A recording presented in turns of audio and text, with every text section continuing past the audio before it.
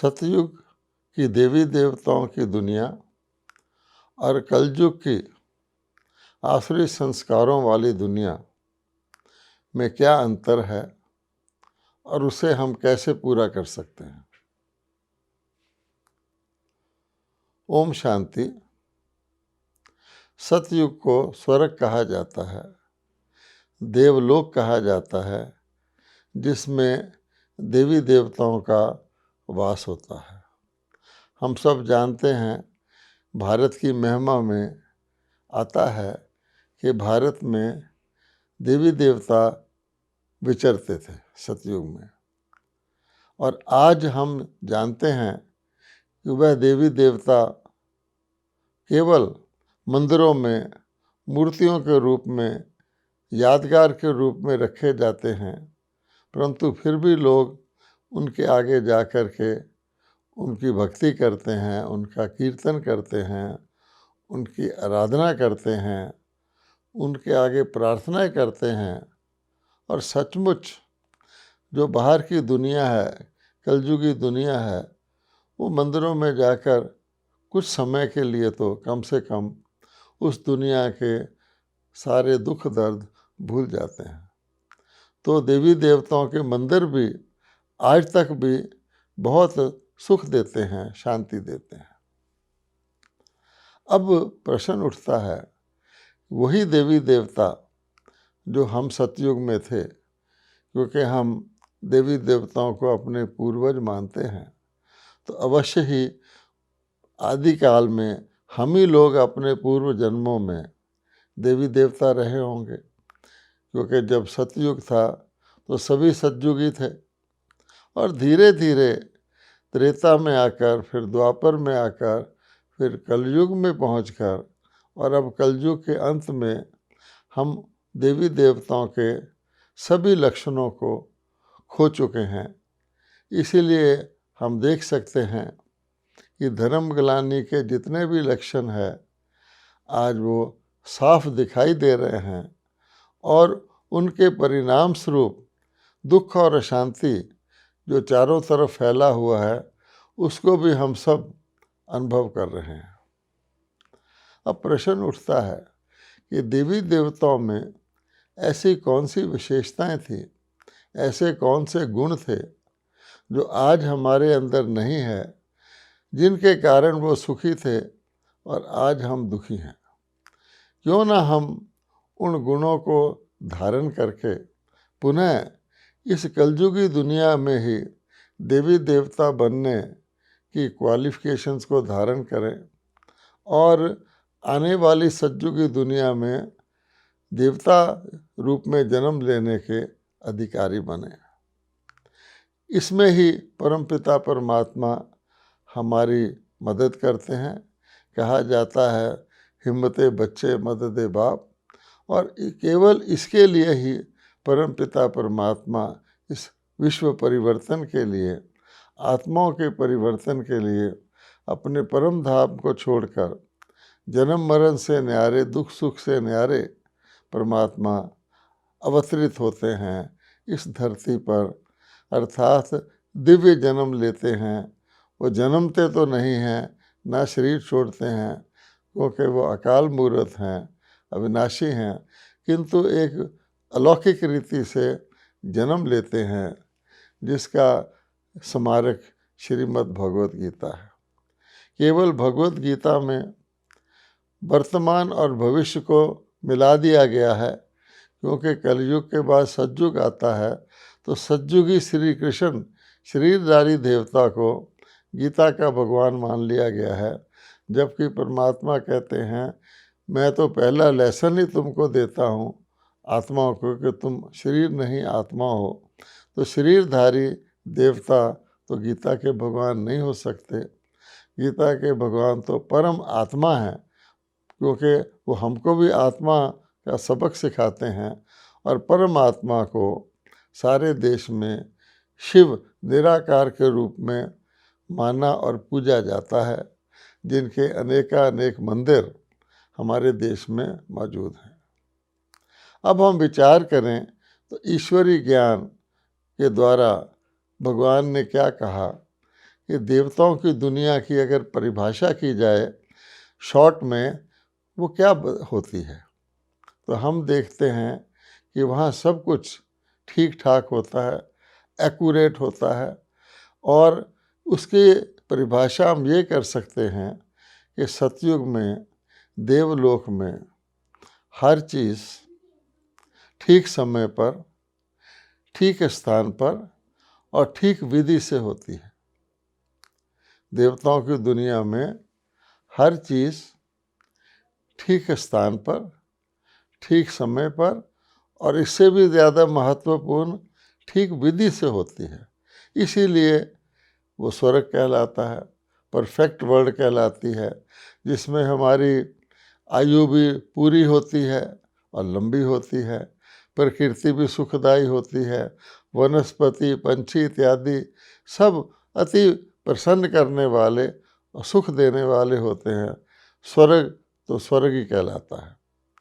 उसी को हम वैकुंठ, बहिष्ठ, हेवन, पैराडाइज आदि नामों से याद करते हैं। वो कोई ऊपर आकाश में नहीं था, लेकिन इसी दुनिया में समय के अनुसार ऊपर था। अर्थात आज कलयुग है, तो शुरू में वो सतयुग था और परमात्मा फिर उसी सतयुग की पुनः स्थापना करने के लिए वर्तमान समय अवतरित हुए हैं। अगर हम उसकी भेंट आज के कलयुग से करें तो कलयुगी मनुष्यों की या कलयुगी दुनिया में जीवन की क्या परिभाषा होगी, तो इसके लिए कहा जाएगा कि यहाँ पर किसी को भी कभी भी कुछ भी हो सकता है।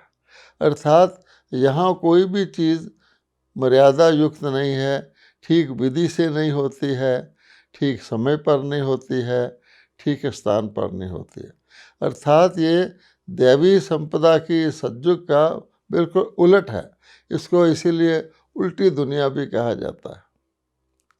वैसे भी कहा जाता है जब किसी व्यक्ति के अंदर शैतानी आ जाती है तो शैतान की पहचान ये होती है कि वैसे तो वो मनुष्य जैसा ही दिखता है, लेकिन उसके पैर उल्टे होते हैं।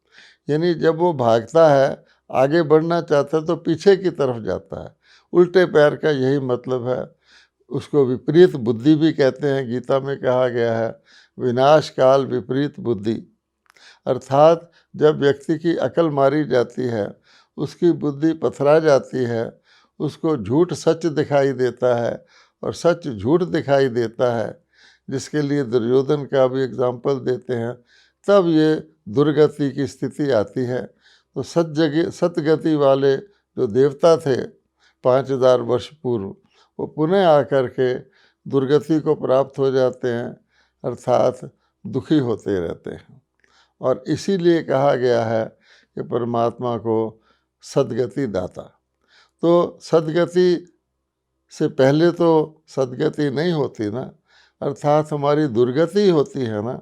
इसलिए अब हमको देखना है कि आखिर देवताओं के जीवन में और हमारे जीवन में परमात्मा ने क्या अंतर लाया। तो अगर हम बिल्कुल ब्रीफली कहें तो हम ये कह सकते हैं कि देवताओं की दुनिया में सभी विश्व महाराजा और प्रजा सर्वगुण संपन्न थे। ये सर्वगुण संपन्न आज भी लोग समझते हैं सर्वगुण संपन्न होगा तो व्यक्ति सुखी होगा। तो सर्वगुण संपन्न थे और आज उसका रिवर्स हो गया है। कहते हैं मुझ निर्गुण हारे में कोई गुण नहीं।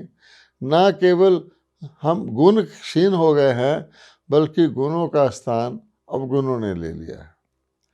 जैसे हम कहते हैं क्रोध, कहा जाता है पाप मूल अभिमान। ये जिसको कहा जाए क्रोध अर्थात अभिमान, अभिमान का उल्टा है निर्मानता, नम्रता। तो नम्रता के गुण की बजाय आज उसका रूप अभिमान रूपी अवगुण ने ले लिया है। इसी तरह हम कहते हैं लोभ। अब लोभ एक अवगुण है जो पहले संतुष्टता होती थी, एक भरपूर व्यक्ति में संतुष्टता रहती है, लेकिन एक व्यक्ति जो अभाव महसूस करता है वो लोभी बन जाता है। ऐसे ही जो देवी देवताओं में कहा जाता है क्षमा रूप थे, यद्यपि उनके युग में किसी को क्षमा की आवश्यकता नहीं थी, लेकिन वो सदा ही एक प्रकार के, उनकी मूर्तियां भी आज लोग मूर्तियों के आगे जाकर भी क्षमा मांगते हैं, भगवान से भी क्षमा मांगते हैं, आज क्रोध का रूप ले लिया है। तो सभी गुणों का रूप विकारों ने ले लिया है।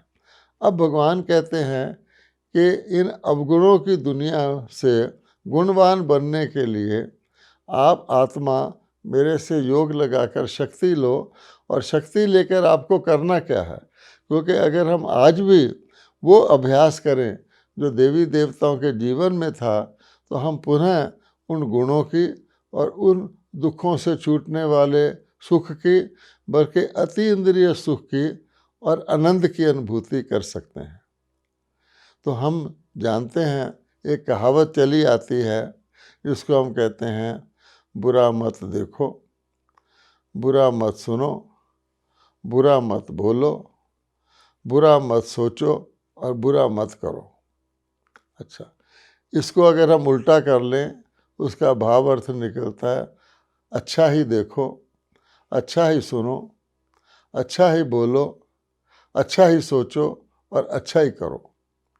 इसमें सबसे महत्वपूर्ण बात आती है अच्छा ही सोचो, कि जो हम सोचते हैं वैसा ही हम देखते हैं, उसी प्रकार से हम सुनते हैं, उसी प्रकार से हम करते हैं। इसलिए कहा जाता है, कई कहावतें हैं, कर भला हो भला, सदा सबके शुभ चिंतक बनो। हम प्रेयर में भी कहते हैं प्राणियों का भला हो, तो भाव अर्थ यही निकलता है। अब देवता क्या करते थे, अगर हम गौर से विचार करें कि परफेक्शन का या सर्वगुण संपन्न आत्मा का कैसा व्यवहार होता है, तो पहली बात, देवता भी देखते थे, लेकिन वो क्या देखते थे, अच्छा ही देखते थे, क्योंकि उनकी दुनिया में जैसी दृष्टि वैसी सृष्टि, सचमुच सृष्टि ही स्वर्ग बन जाती है। आज की दुनिया में भी हम, नरक की दुनिया में भी हम अच्छा देख सकते हैं।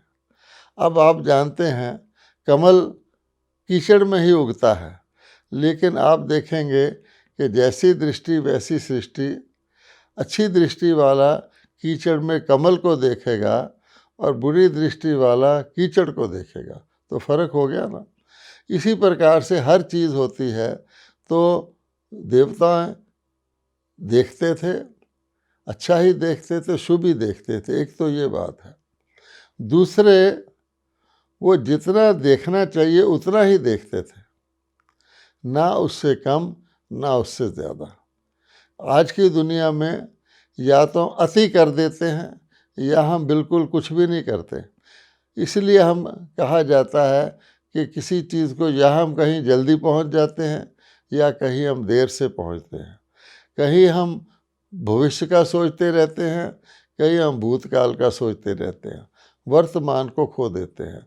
इसी प्रकार से अगर सुनने की बात आए, तो देवता, उनके ज़माने में तो कोई बुरा सुनाने वाला ही नहीं था। आज की दुनिया में भी हम अगर केवल अच्छा ही सुने, ऐसा नहीं कोई हमारी तारीफ़ करने लग जाए तो हम बोलें दोबारा कहो, फिर से कहो, और अगर कोई हमारी निंदा कर दे तो हमें ऐसे लगे जैसे किसी ने हमारे कान में गरम गरम तेल डाल दिया हो, हम उससे दूर भागना चाहें। नहीं, तो अच्छा ही सुने और उतना ही सुने जितना आवश्यक है, क्योंकि कहा जाता है too much of everything is bad, किसी चीज़ भी अति हानिकारक होती है। इसी प्रकार से बोलना है, तो देवताओं के बोल, देवता सदा शुभ बोलते थे, कम बोलते थे, धीरे बोलते थे, मीठा बोलते थे। तो अगर हम उन्हीं गुणों को धारण करना चाहते हैं, तो ना केवल ये कि बुरा ना कहो, लेकिन हम कम बोलें, धीरा बोलें, मीठा बोलें, शुभ बोलें। तो ये हम प्रैक्टिस कर सकते हैं। इसी प्रकार से सोचो, तो अगर हम दो ही शब्द धारण कर लें कि हर एक के लिए शुभ भावना शुभ कामना रखनी है, वो व्यक्ति कैसा भी हो, हमें कीचड़ की ओर नहीं देखना। आप जानते हैं कि विष्णु जी के हाथ में एक कमल दिया गया है, वो इसी बात की निशानी है। इसी प्रकार से देवता के गुण का अर्थ क्या है, हम चलते हैं, किस तरफ जाना है, उसके लिए किस विधि से जाना है। आप देखेंगे लोग दौड़ लगाने लग जाते हैं या कभी बहुत धीरे चलने लग जाते हैं। आजकल तो परिस्थितियां भी व्यक्ति को धीरे चलने पर मजबूर कर देती हैं। आपके पास बहुत ही तेज़ स्पीड वाली कार है, लेकिन अगर वो ट्रैफिक में फंसी हुई है तो तेज़ स्पीड उसकी किसी काम नहीं आ सकती। इसलिए हमारी गति और विधि वहाँ था कि हमारी विधि सदा यथार्थ श्रेष्ठ होती थी, हम हर मर्यादा का पालन करते थे, तो हमारी गति भी फ्री होती थी, उसके ऊपर किसी प्रकार का बंधन या रोकथाम नहीं था। आज हमारी विधि गलत है, तो इसलिए हमारी गति भी आगे बढ़ ही नहीं सकती। तो जब हम तेज़ चलना चाहते हैं, आगे बढ़ना चाहते हैं और अनेक परिस्थितियां रोक देती हैं, तो आप जानते हैं निराशा आ जाती है। निराशा और जिसको कहते हैं हारना किसी चीज़ से, वही हम जानते हैं आलस्य और अलबेलेपन का कारण बनता है। हमारा उमंग और उत्साह रुक जाता है। इसलिए देवताओं को आप कभी भी देखेंगे, देवता सहज स्वभाव, बिल्कुल धीरे धीरे चलेंगे। आप देखेंगे ख़ास तौर पे रामलीला में जब राम लक्ष्मण सीता को चलते हुए दिखाते हैं, तो कितनी उनकी शानदार स्टाइल होता है चलने का। कई लोग रामायण की चौपाइयाँ पढ़ते उस तरह चल के भी दिखाते हैं। अर्थात देवता कभी भी तेज़ नहीं चलते, भागने का तो सवाल नहीं, उनके सांस फूलने का सवाल नहीं, और ना कोई भी रुकावट उनको धीरे चलने पर मजबूर करती है। अर्थात वो नॉर्मल स्पीड पे चलते हैं, नॉर्मल स्पीड पे बोलते हैं, नॉर्मल स्पीड से सुनते हैं। तो जो तनाव आता है मनुष्य के जीवन में, वो इसीलिए आता है, या तो वो तेज़ चलना चाहता और चल नहीं पाता, और उसके अंदर स्लो होने की अनेक प्रकार के विघ्न आते हैं। तो तनाव, जिस स्पीड पे हम जाना चाहते हैं उससे कम पे चलोगे तनाव आ जाएगा, या कहीं हम देरी देखते हैं तो हम तेज़ चलते हैं तो तनाव आ जाएगा। अगर हम किसी बस या कार में भी सफ़र कर रहे हैं, वो तो अपनी स्पीड पे जा रही है, लेकिन हमारे मन में बहुत तनाव आ जाएगा कि क्यों नहीं ये कार जल्दी चल पाती, क्यों नहीं हम जल्दी पहुंचते। आप देखेंगे इसी कारण बहुत से लोग रेड लाइट पर कार खड़ी है फिर भी वो हॉर्न बजाते रहते हैं, जैसे कि हॉर्न बजाने से रेड लाइट ख़त्म हो जाएगी, वो तो अपने समय पर ही ख़त्म होगी। तो इस प्रकार का जो हमारे अंदर मानसिक तनाव बनता है, वो फिर हमारे जीवन के अंदर भी तनाव का रूप धारण कर लेता है, और उससे हमारी बुद्धि बहुत तेज़ चलती है, संकल्प बहुत तेज़ उठते हैं, कहीं आगे ऐसा हो गया तो फिर ऐसा ना हो जाए। हम फिर हमारे अंदर हमारी आयु भी घटती है, हमारे दिल की भी कमज़ोर होता है, हर चीज़ हमारी बिगड़ जाती है, हमारी मानसिक संतुलन बिगड़ जाता है। कभी हम तनाव और चिंता की स्थिति में ज़्यादा खा लेते हैं, स्वादिष्ट चीज़ खा लेते हैं कंपेंसेट करने के लिए, या कभी हमें भूख ही नहीं लगती है। आप जानते हैं कि देवताएं कितने प्रसन्न रहते हैं, कितने उनके अंदर मधुर मुस्कान रहती है। देवता ना कभी ज़ोर से हंसते हैं, आपने देवताओं की केवल मुस्कुराहट देखी होगी, ना कभी फिर देवता चिल्लाते हैं। तो इस प्रकार से ये सारी परिस्थितियों का कारण हमारे मनोबल का कमज़ोर होना है। इसलिए कहा जाता है वृत्ति। तो अगर हमारी वृत्ति पावरफुल है तो हमारी दृष्टि भी पावरफुल होगी, हमारी कृति भी पावरफुल होगी, हमारा संबंध संपर्क भी पावरफुल होगा। क्योंकि संकल्प अगर बहुत मात्रा में चलते हैं तो कमज़ोर होते हैं। अगर हमारे संकल्प उतने ही चलते हैं जितने आवश्यक हैं अति शक्तिशाली होते हैं। तो देवताओं के कोई भी व्यर्थ संकल्प नहीं चलता था, जो होना होता था उसी का उनको संकल्प उठता था, जो संकल्प उठता था वही हो जाता था। इसलिए कहा जाता है कि देवताओं को संकल्प सिद्धि प्राप्त थी। सिद्धि का मतलब ये है हर संकल्प उनका सिद्ध होता था। इसीलिए आज भी किसी व्यक्ति का कोई संकल्प सिद्ध होते हैं उसको सिद्ध पुरुष कहते हैं। वो कुछ बोल देता है तो हो जाता है, उसको सत्यवचन महाराज कहते हैं। हर एक को अपने जीवन में इसका थोड़ा बहुत अनुभव तो होता है, लेकिन सदा काल जो स्थिति रहे उसके लिए सदा काल के लिए हमारा मनोबल कायम रहना चाहिए। और मनोबल को कमज़ोर करने वाली वस्तुएं, जिसको हमने पहले भी वर्णन किया, काम, क्रोध, लोभ, मोह और अहंकार हैं, और इनके सूक्ष्म रूप हैं। इनके अंश भी नुकसान करते हैं और इनकी उत्पत्ति अपने आप को शरीर मानने से होती है। तो अगर हम अपने आप को पहले शरीर न मानकर अविनाशी आत्मा माने, फिर आत्मा के अंदर ये जो विकार विकृतियाँ आ गई हैं, परमात्मा को प्यार से याद करके उन विकृतियों को दूर करें और अभ्यास करें कि हम अपने जीवन में स्लो डाउन हों, गुणों की धारणा करें, अपने जीवन को कहा जाता है सत्यता के अनुसार चलाएं। सत्यता अर्थात मैं पहले सत्य, मैं आत्मा हूँ। तो जहाँ सच्चाई होती है वहाँ सफाई भी होती है। तो सत्यता के साथ स्वच्छता आएगी, और इन दोनों के लिए सादगी की आवश्यकता है। सादगी का अर्थ क्या होता है? अंदर बाहर एक। मनुष्य के अंदर कोई किसी चीज़ के लिए रिजर्वेशन ना हो, वो दिखावा ना करे। तो ये सारी बातें ही ईश्वरीय अध्यात्मिक ज्ञान से आती हैं। और इस ज्ञान को सुनने के बाद हम उस मार्ग पे तो चल पड़ते हैं, लेकिन परमात्मा मदद भी करते हैं उसको मार्ग पर चलने की। लेकिन इसके लिए निरंतर अभ्यास बहुत ज़रूरी है। जितना जितना आप अभ्यास करते जाएंगे, हमारे को अनुभूति और खुशी होती जाएगी। वो ही खुशी और अनुभूति और वो जो नशा है, ईश्वरीय नशा, वो हमें आगे बढ़ाता जाएगा। तो इस अभ्यास को निरंतर करने की आवश्यकता है, वरना खुशी के बीच में कुछ लम्हे भी गम के आ जाएं तो सारी खुशी खराब हो जाती है और हमें नए सिरे से शुरू करना पड़ता है।